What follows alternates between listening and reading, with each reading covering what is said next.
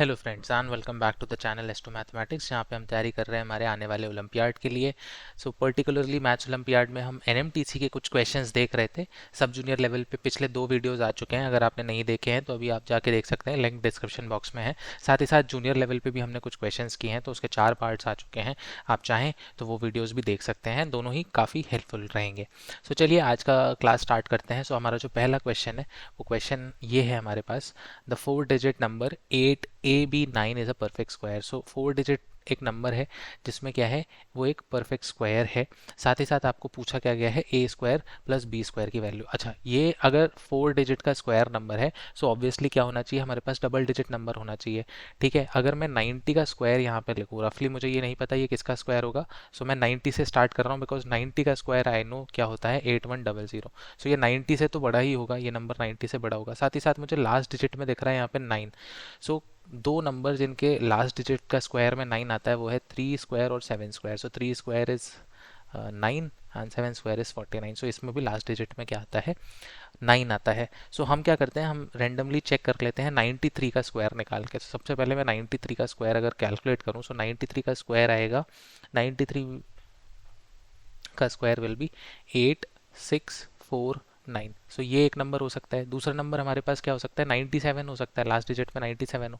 सो 97 का भी हम स्क्वायर फाइंड आउट कर लेते हैं। सो 90 square 97 square will be how much, 9409, है ना। सो ये नंबर तो ऑब्वियसली नहीं हो सकता, क्योंकि फर्स्ट जो इसका नंबर है, फर्स्ट टर्म है वो क्या है, 9 है यहाँ पे, और हमें क्वेश्चन में 8 दिया हुआ है। सो ऑब्वियसली ये जो नंबर आपको 4 डिजिट नंबर दिया है, वो 4 डिजिट नंबर किसका स्क्वायर है, 93 का स्क्वायर है।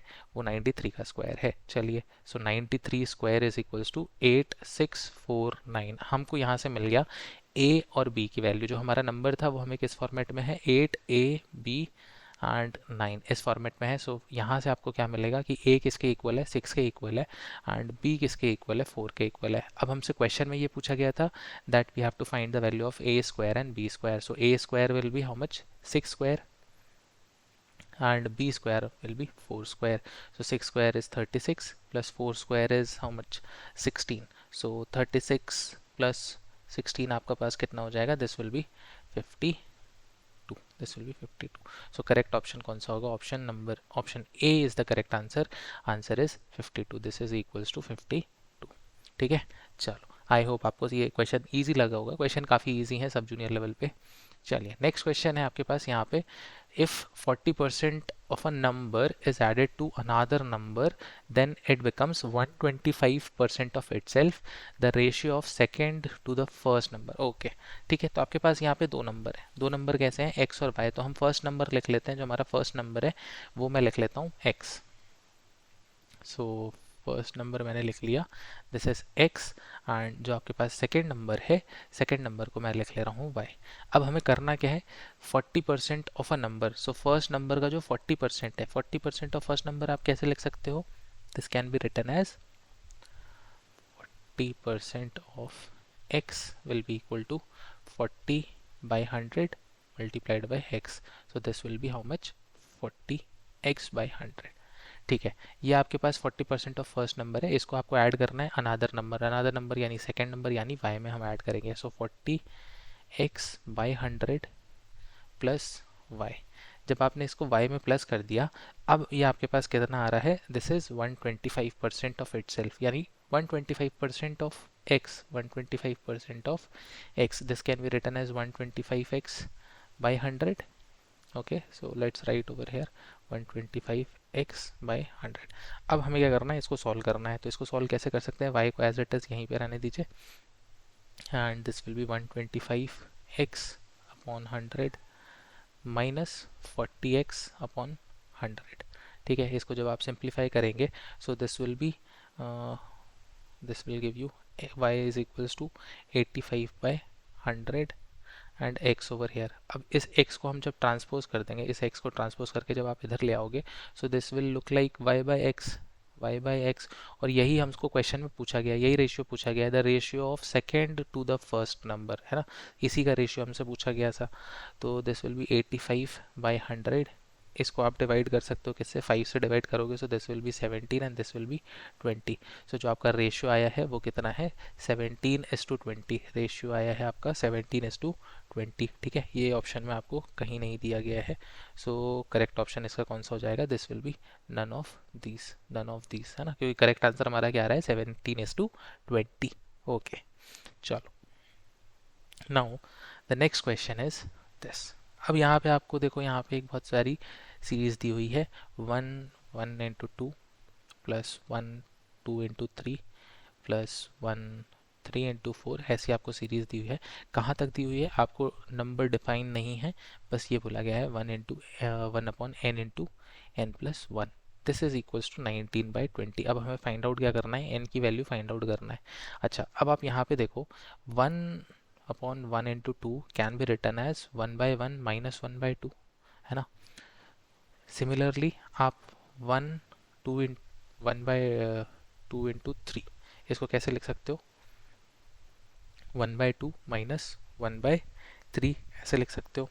नेक्स्ट जो आपके पास नंबर रहेगा 1/3/4, इसको आप लिख सकते हो 1/3 - 1/4, ऐसे करके आप लिख सकते हो। सिमिलरली अब आपके पास जो लास्ट टर्म है 1/n into n+1, this can be written as 1/n - 1/n+1। ठीक है, इसको आप जब सॉल्व करोगे तो अल्टीमेटली यही आएगा। चलो सबको हम रिप्लेस कर देते हैं यहाँ पे इस पूरे सीरीज में। सो this will B 1/1/2 plus 1/2 - 1/3 plus 1/3 - 1/4। और ये कहाँ तक होता जाएगा, ये कंटिन्यूस प्रोसेस चलती जाएगी, 1/4 - 1/5 ऐसे करके 1/n - 1/n+1। ठीक है, and this is equals to 19/20। This is equals to 19/20। चलो, अब यहाँ पे अगर आप ध्यान से देखो, सो 1/2 कैंसिल, 1/3 1/3 कैंसिल, 1/4 नेक्स्ट 1/4 से कैंसिल, यानी ये जो सारे टर्म्स हैं वो कैंसिल होते जाएंगे। कहाँ तक कैंसिल होता जाएगा, ऐसे ही सारे टर्म्स कैंसिल हो जाएंगे 1/n तक। और अल्टीमेटली लास्ट में आपके पास क्या बचेगा, ये जो फर्स्ट टर्म है और ये जो लास्ट टर्म है, ये दो टर्म्स आपके पास बचेंगे, दैट इज 1 - 1/n+1। ये आपके पास बचा। इसको अगर हम सॉल्व करें, इसको सॉल्व करेंगे तो कितना हो जाएगा, n+1 - 1/n+1 is equals to, ये कितना आएगा, this will be n/n+1 is equals to 19/20। तो यहाँ से आपको n की वैल्यू इजीली मिल जाएगी। n कितना होगा, n will be 19 and n+1 कितना हो जाएगा, 20 हो जाएगा। सो n की वैल्यू कितनी आ गई, this is equal to 19। Option B is the correct answer, 19 is the correct one. चलो नेक्स्ट क्वेश्चन। अब यहाँ पे देखो आपके पास दो चीज़ें हैं, ए बी आपके पास अच्छा नेचुरल नंबर्स हैं, and 9a² is equals to 12a plus 96 and b² is equals to 2b plus 3। Okay, then we have to find the value of 2018 times a plus b। Okay चलो solve करते हैं। तो सबसे पहले आपके पास 9a² is equals to 12a plus 96 है। आप क्या कर सकते हो, सबको एक साइड ले आओ, एक साइड ले आओगे, so 9a² minus 12a plus 96, this will be equal to 0। अब आप क्या कर सकते हो, इसमें से आप कॉमन ले सकते हो, क्या आपके पास आई थिंक 3 दिख रहा है, 3 कॉमन है, इसमें से 3 कॉमन है, 3 आप जब बाहर लिखोगे, so this will be 3a² minus 4a and how much it is, this will be minus, so -32 is equals to 0। यहाँ से हमको क्या मिल गया, that 3a² minus 4a minus 32 is equals to 0। Okay चलो इसको क्या करेंगे, splitting the middle term. Splitting the middle term मतलब कैसे, ये जो सेंटर वाली टर्म है इसको आपको क्या करना है, स्प्लिट करना है दो पार्ट में, जिसका एडिशन क्या आ जाए -4 और मल्टीप्लिकेशन कितना आ जाए 96 आ जाए, because 3 × 32 will be 96। Okay so क्या कर सकते हैं, we can write this as 3a² minus 12a plus 8a minus 32। अब देखो 12 8 कितना हो जाएगा, 96 हो जाएगा, -12 प्लस 8 करोगे तो -4 हो जाएगा। ठीक है चलो नेक्स्ट। अब इसमें से from the first two terms what you can do, you can take out common 3a। 3a को आपने कॉमन लिया, सो यहाँ कितना बचेगा, a बचेगा और under bracket this will B 4। Similarly यहाँ पे आप क्या कर सकते हो, इन दोनों टर्म्स में से 8 कॉमन ले सकते हैं हम। यहाँ पे क्या कॉमन लेंगे, 8 कॉमन लेंगे, तो अंडर ब्रैकेट क्या बचेगा, a माइनस 4 बचेगा। अब a माइनस 4 कॉमन लिया आपने, a minus 4 and this will be 3a plus 8 is equals to 0। यहाँ से आपके पास दो टर्म्स हैं, ये दोनों टर्म्स कैसे हो सकते हैं, दोनों टर्म्स इक्वल्स टू 0 हो सकते हैं। तो एक टाइम में a माइनस 4 इक्वल टू 0 रखूंगा, तो यहाँ से क्या मिलने वाला है मुझे, a इज इक्वल्स टू 4। एक a की वैल्यू मिल गई, दूसरी a की वैल्यू क्या मिलेगी, 3a plus 8 is equals to 0। इसको जब हम सॉल्व करेंगे so this will be a is equals to minus 8/3। अब हमारे पास a की दो वैल्यूज़ हैं, पर इस दो वैल्यूज़ में मैं एक वैल्यू एलिमिनेट कर सकता हूँ। वो वैल्यू कौन सी है, कौन सी वैल्यू मैं एलिमिनेट करने वाला हूँ, ये इस वैल्यू को क्यों एलिमिनेट कर रहा हूँ, बिकॉज क्वेश्चन में हमको कंडीशन दी हुई है a और b कैसे हैं, आपके पास नेचुरल नंबर है and -8/3 will be not a natural number. So only possible value a की कितनी हो गई, 4 हो गई। ठीक है, सो ये तो हमको पहले इक्वेशन में मिल गया। दूसरे इक्वेशन से हमको क्या मिलेगा, b² -2b-3 है ना, मैंने डायरेक्टली सबको एक ही साइड कर लिया है। इसको जब हम सॉल्व करेंगे तो वही सेम चीज़, आपको मिडिल टर्म को स्प्लिट करना है ऐसे पार्ट में जिसका सम -2 आए और प्रोडक्ट कितना आ जाए, -3 आ जाए। ठीक है, सो हम कैसे लिख सकते हैं, b² -3b plus B -3 equals to 0। अब यहाँ पे देखो -3 इंटू 1 करोगे तो -3 आ जाएगा, -3 प्लस बी करोगे तो -2b आ गया। ठीक है, फर्स्ट दो टर्म में से कॉमन क्या ले सकते हैं, b ले सकते हैं। So b -3 and from here you can take 1 common, है ना, 1 कॉमन लोगे तो b -3 हो जाएगा इक्वल्स टू 0। यहाँ से आपको वैल्यूज़ मिलेंगी b -3 एंड b +1। यहाँ भी आपको दो वैल्यूज़ मिल गई, एक टाइम आप b-3 को इक्वल टू 0 पुट करोगे, यहाँ से क्या मिलेगा, b इक्वल्स टू 3 मिलेगा। और दूसरी जो आपके पास वैल्यू मिलेगी वो दूसरी वैल्यू कौन से मिल जाएगी, b +1 इक्वल्स टू 0। यहाँ से आपको b की वैल्यू क्या मिलेगी, -1। अब इसमें भी हम क्या कर सकते हैं, इस ऑप्शन को एलिमिनेट कर सकते हैं because -1 is a negative number, negative integer है, नेचुरल नंबर नहीं है। सो ओनली पॉसिबल वैल्यू हमारे पास क्या बची, b इक्वल्स टू 3। अब आपको पूरे क्वेश्चन से a और b की दो वैल्यूज मिल चुकी हैं जिनको हम यूज कर सकते हैं to find out 2018 times a plus b। तो 2018 a की वैल्यू कितनी है, 4, a की वैल्यू कितनी है 4, so I am going to write 4 over hair.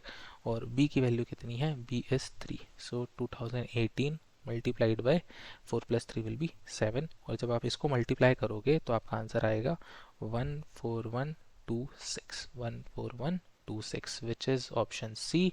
So option C correct answer हो गया, 14126 is the correct answer for this.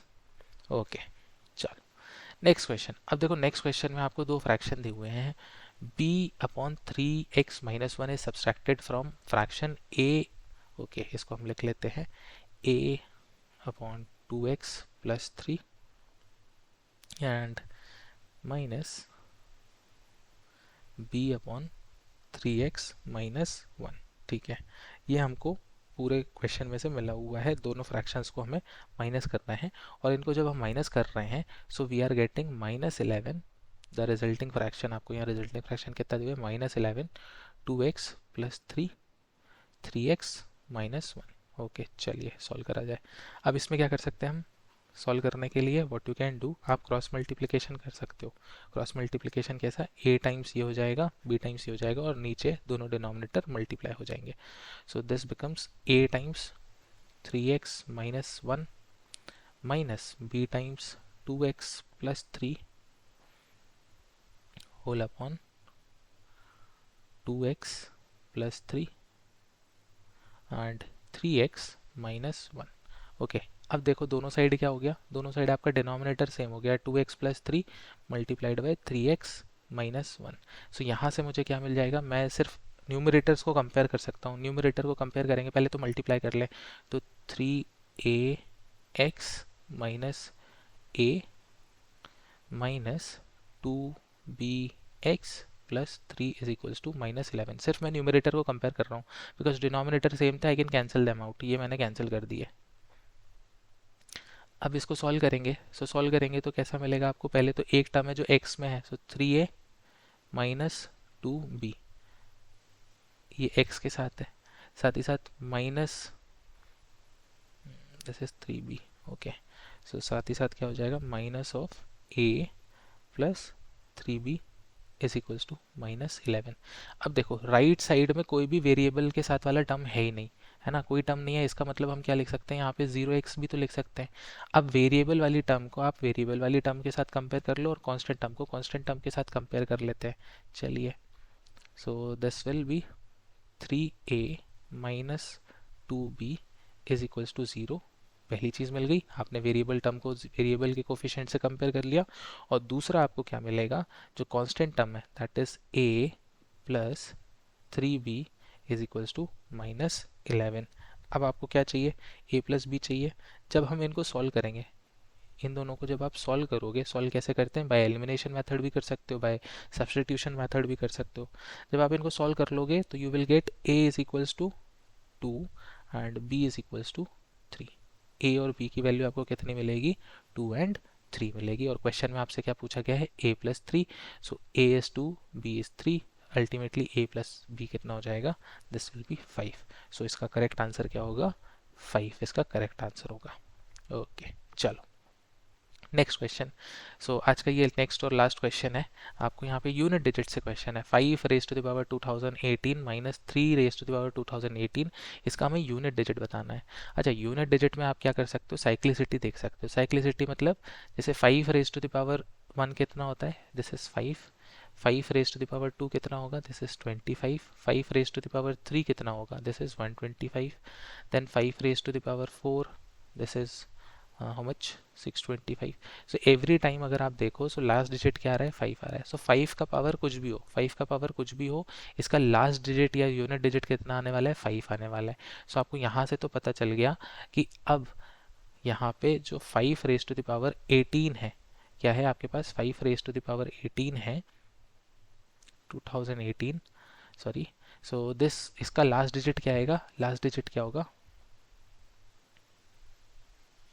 Last digit बोल लो या यूनिट डिजिट बोल लो, वो कितना होगा, दिस विल बी 5। ठीक है, सेम चीज़ हम साइक्लिसिटी चेक कर सकते हैं 3 के लिए। सो 3 की पावर 1 कितना होगा, 3। 3 की पावर 2 कितना हो जाएगा, this will be 9। 3 to the power 3 will be 27। 3 to the power 4 will be 81 and 3 to the power 5, sorry, 3 to the power 5 will be how much, this will be 243। देखो लास्ट डिजिट रिपीट होने लगेगी, क्या होगा, last digit repeat होने वाली लग रही है आफ्टर एवरी 4 पावर, है ना, after every 4 power last digit repeat होगी। 3 टू द पावर अगर मैं 6 लिखना चाहूँ, सो 3 टू द पावर 6 इज 729। देखो लास्ट डिजिट रिपीट हो गई, 9 आ गया। अब अगर मैं इसमें भी 3 टू द पावर 7 कर दूँ, 3 टू द पावर 7 कर दूँ, सो दिस विल बी 2187। देखो लास्ट डिजिट क्या है, 7 है। सो हम क्या बोल सकते हैं, अगर 4 जो 3 की पावर में अगर 4 का मल्टीपल है, सो पावर्स कैसे हो सकते हैं, रिपीट हो सकते हैं। लाइक अगर आप क्या करो, जैसे 3 की पावर क्या है, 2018 है। So what you have to do, इसकी साइक्लिसिटी कितनी है, 3 की साइक्लिसिटी कितनी है, 4 है, क्योंकि आफ्टर एवरी 4 पावर्स ये अपने आप के लास्ट डिजिट्स को रिपीट करने लगता है।